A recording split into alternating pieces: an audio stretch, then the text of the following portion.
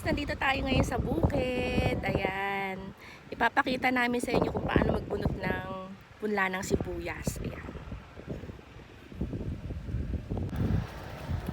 So guys, ito yung mga punlang nabunot na nila. Ayan. Then, ayan si Kuya Elmer. Kuya Elmer, hello. Ayan. Ano po ginagawa ninyo sa pagbubunot ng sibuyas?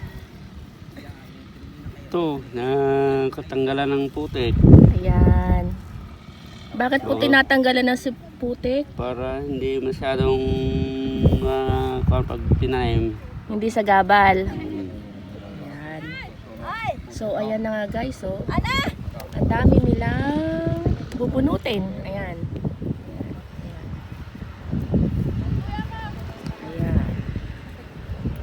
Ayun o. Ang daming tao nagtatanim na doon sa dulo. Ayan. Ayan na nga guys.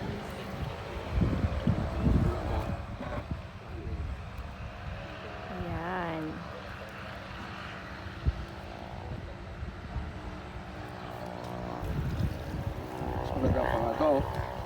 Then, ayun na nga. Bago magbunot ng ng punla ng sibuyas, syempre, basa siya para madali siyang magbunot. Katulad dito guys, ayan. Sample ko sa inyo. Ayan o. Ganyan lang naman. Ay, kaluwete, nagbubunot ka na ako magbunot. Pag ganyan lang siya, yan. Tak-tak lang siya.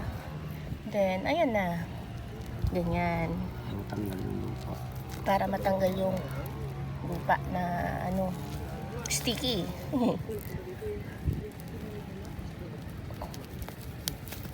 Yan.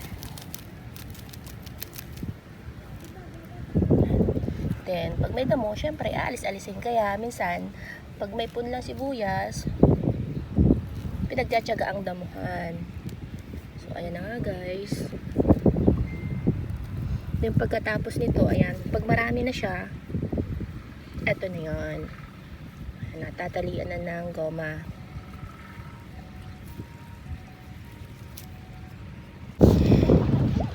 So, ayan na nga guys, yung aking tatay nagsasabog ng abono. Ayan. Ganyan pala yun. Pag start, tapos papatubigan. Then, pag natuyo-tuyo na, pwede nang tamna.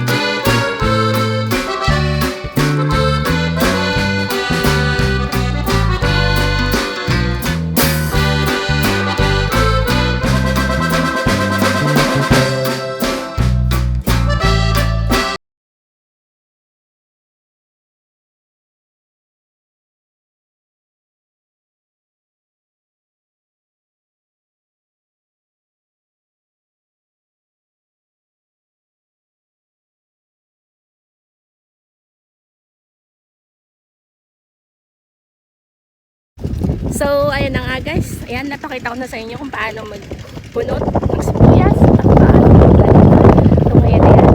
Babalik na kami doon sa aming pinanggalingan. So, that's all guys. Thanks for watching. Salamat din sa inyong lahat, sa inyong walang sawang pagsuporta sa aking channel. Bye-bye!